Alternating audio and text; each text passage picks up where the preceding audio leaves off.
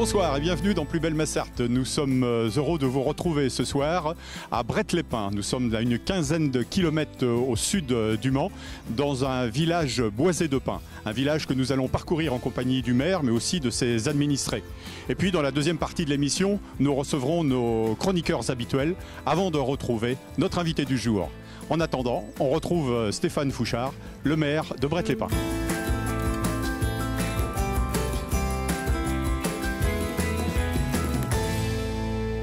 Avec Stéphane Fouchard, le maire de Bret-les-Pins que nous retrouvons dans le cadre de l'émission. Bonjour Stéphane, alors est-ce que vous pouvez d'abord et avant tout nous présenter votre joli village ?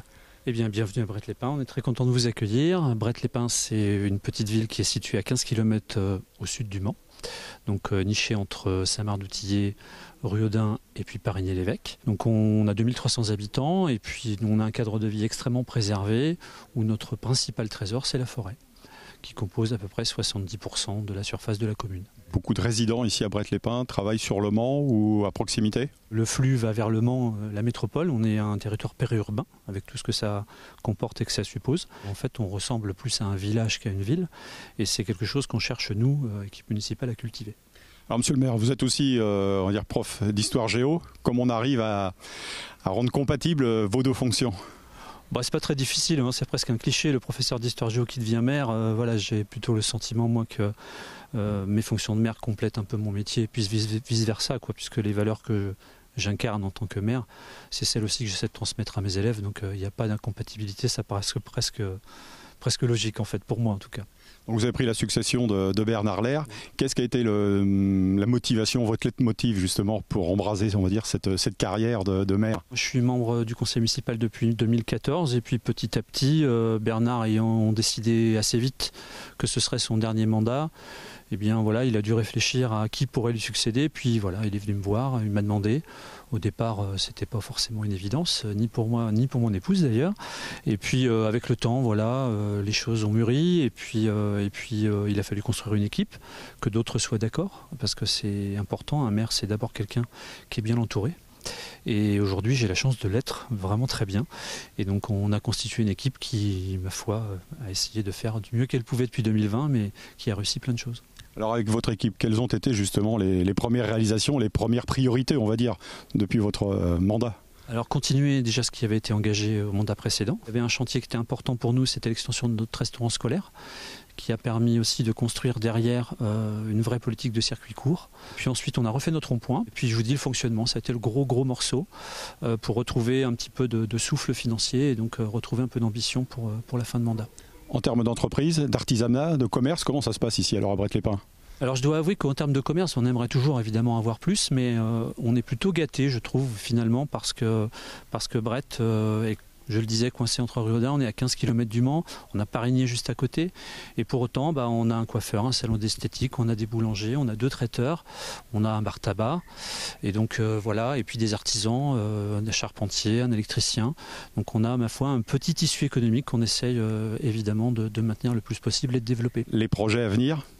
Alors les projets, il y en a toujours énormément.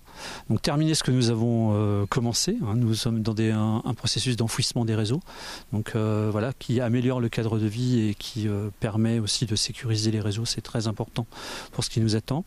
On essaie aussi de mettre en place une politique de gestion de nos espaces verts. On a la chance d'avoir sur notre forêt 34 hectares qui sont classés ENS, espaces naturels sensibles. Donc c'est devenu à la fois un espace de sensibilisation, de pédagogie, puisqu'on a une vingtaine de classes qui tous les ans viennent fréquenter l'ENS, et puis un espace protégé, voilà, où on pense biodiversité, on pense protection de la nature, on pense gestion raisonnée de la forêt, toutes des dimensions importantes aujourd'hui. Alors avant de se retrouver et surtout d'aller croiser la route de vos concitoyens, le sportif que vous êtes, puisque vous avez été président d'un club de football en salle, un petit mot quand même sur le patrimoine ici, c'est le cyclisme. On est dans la patrie des frères aux vieux. Ah oui, des frères aux vieux, bah oui, ici c'est des légendes, hein. Et puis il y a eu une course pendant très longtemps à Bret-les-Pins qui était animée par tous les grands noms du cyclisme des années 50-60. La montée de Bret-les-Pins, voilà, c'était quelque chose d'important. Le critérium de Bret-les-Pins, voilà, c'était... Qui avait eu juste après le Tour de France. Exactement, et voilà, qui a réuni des grands noms du cyclisme de l'époque. Hein. Eh bien, merci monsieur le maire. Justement, on va partir à la rencontre de votre prédécesseur, Bernard Lerre, qui est aussi musicien.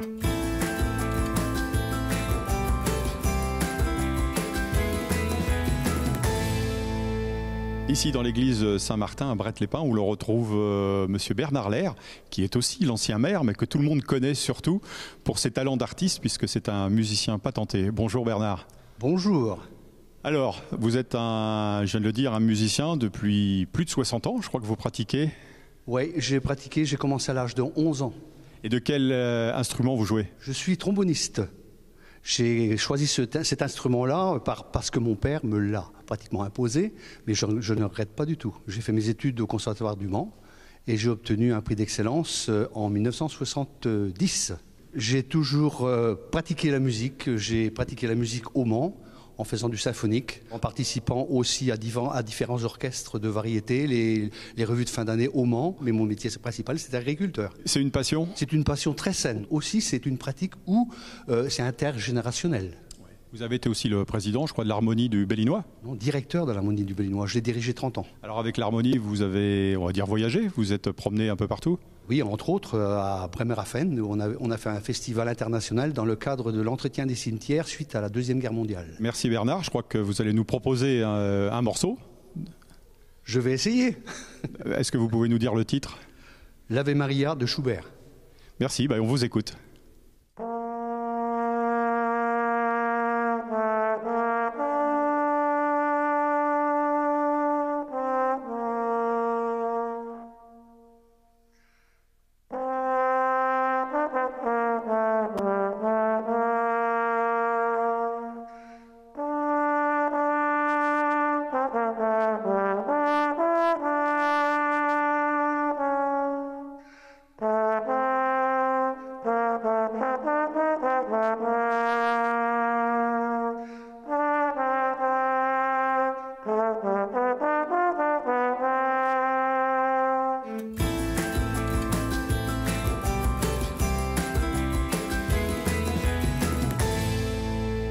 On se retrouve sur le terrain de sport, le terrain de football de Bret-les-Pins avec Charlène Carsanti qui est la coach sportive du club mais surtout du football. Bonjour Charlène.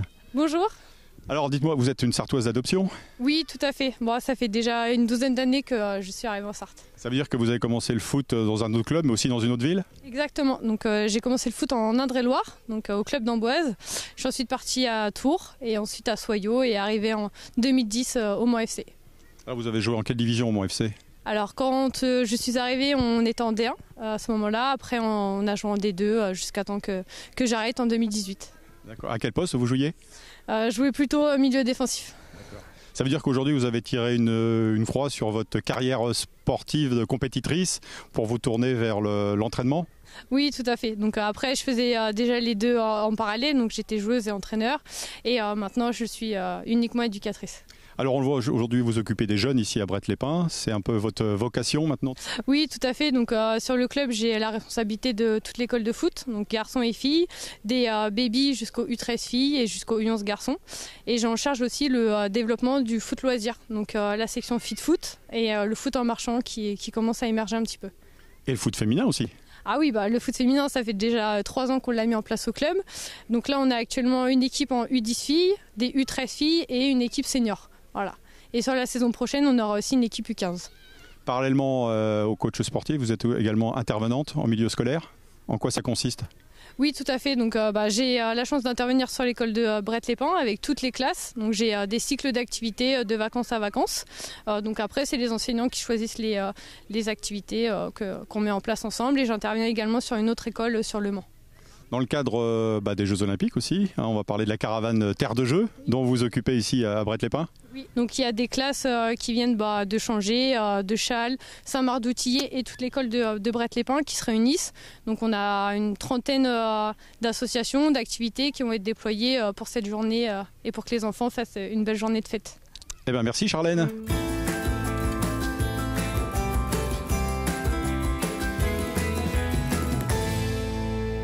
Nous sommes dans le cadre bucolique du lycée agricole de Bret-les-Pins avec Vincent Depiépas. Est-ce que vous pouvez nous présenter déjà votre lycée? Eh bien oui, avec plaisir. Donc le lycée André Provost de Bret-les-Pins est un lycée professionnel agricole public. Un petit lycée professionnel, on accueille 250 élèves. On a une centaine d'élèves internes et on les forme dans 3 domaines de compétences. L'aménagement paysager, la vente de produits alimentaires essentiellement et le service aux personnes. Alors qui fréquente le lycée? Ce sont des gens principalement sartois? Pour beaucoup même du Mans et des alentours, on va dire à peu près la moitié de nos élèves. Et on les accueille donc de la 3e au bac pro avec une classe de CAP également. Et vous faites internat? Oui, on a un internat d'une centaine d'élèves. Ce sont des élèves qui passent aux travaux pratiques, au concret, puisque vous travaillez aussi en étroite collaboration avec la commune de Bret-les-Pins. Alors oui, on travaille beaucoup avec la commune de Bret-les-Pins sur la filière aménagement paysager. Nos élèves ont réalisé un chantier d'ampleur. Ils ont créé le rond-point qui est à l'entrée de la commune. Ils travaillent aussi sur l'entretien d'une zone pavillonnaire. Donc voilà, on est content de pouvoir donner à nos élèves du concret sur la commune. Pour ceux qui souhaiteraient se renseigner, vous faites également des portes ouvertes au mois de mai? Oui, il nous reste une après-midi de porte ouverte le mercredi 15 mai. À partir de 14h. Et puis si jamais il y avait besoin, on est aussi en capacité d'accueillir les gens sur rendez-vous. Il va y avoir aussi un troc-plante ici, je crois, dans les semaines qui viennent. Alors oui, c'est une grande nouveauté de cette année et on en est très, très heureux. On organise le premier marché de printemps le 12 avril à partir de 15h et donc tout le monde sera le bienvenu. Donc les élèves de la filière aménagement organisent un troc-plante et des ateliers d'animation, de conseils jardinage, etc. Les élèves de première vente de produits alimentaires, eux, organisent le marché fermier et nos élèves de la filière service aux personnes et animation dans les territoires sont en charge de la partie organisation, communication. Merci Vincent. Je vous en prie.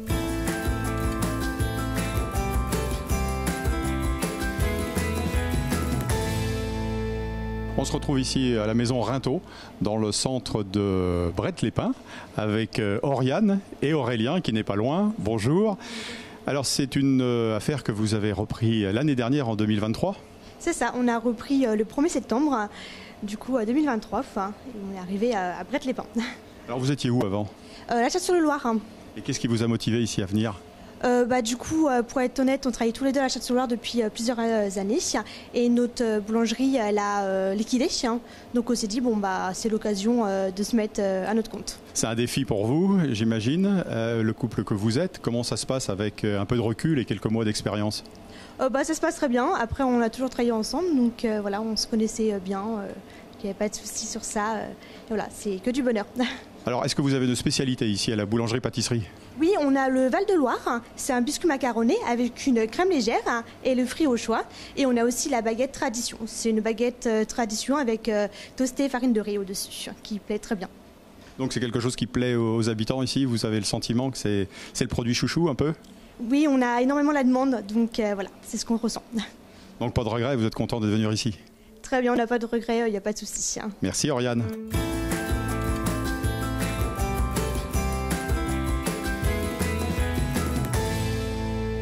Le mot de la fin avec Monsieur le maire, non sans avoir évoqué un sujet qui vous tient particulièrement à cœur, c'est la bibliothèque ici à Bret-les-Pins. Bah oui, on a une bibliothèque, c'est un lieu très important, on envisage de la rénover, voire de l'étendre un petit peu pour créer ce qu'on appelle aujourd'hui un tiers-lieu, c'est-à-dire quelque chose qui pourra réunir plein d'activités et plein d'acteurs différents. Donc ça, c'est quelque chose qu'on envisage de faire pour 2025. Dans le domaine également de la formation, l'UEA qui est installé ici à Bret-les-Pins. Oui, on est très fiers de ça. Oui, on accueille une unité pour élèves autistes dans l'école élémentaire de Bret, l'école Champ de Fable. Et ça, c'est une vraie aventure, c'est tout à fait unique. Voilà, et donc on a été sollicité par les services de l'éducation nationale pour ouvrir cette structure à la rentrée.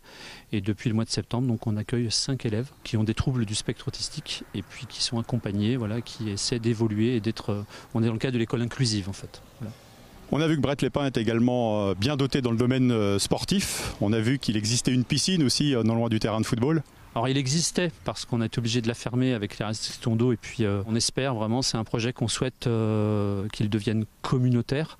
Voilà, parce qu'avoir une piscine sur notre territoire avec les étés chauds qui nous attendent et la gestion raisonnée de l'eau, ça nous paraît être quelque chose d'important pour l'avenir. Alors monsieur le maire, rendez-vous le 13 avril prochain pour un rendez-vous très important sur le plan sportif? Oui, sur le plan sportif, sur le plan associatif, puisque nous allons accueillir donc la caravane Terre de Jeux et nous avons fait le choix d'associer aussi le festival Zéro Déchet qui est porté par le Pays du Mans. Donc ça va être une grande journée où le sport et les Jeux Olympiques vont être au centre, mais aussi voilà, on a souhaité avoir une démarche citoyenne et associer donc le festival Zéro Déchet, mais sous l'angle des déchets et des sportifs. Voilà, ce sera un petit peu ça. Et donc on donne rendez-vous à tout le monde le 13 avril. Ça promet d'être une journée qui va attirer beaucoup de monde dans un cadre de vie, vous l'avez vu, qui est vraiment très préservé. Et donc on espère avoir le plus de monde possible. Merci. Quant à nous, on se retrouve dans quelques instants pour la deuxième partie de l'émission où l'on parlera toujours de Bret-les-Pins, mais du côté patrimonial cette fois.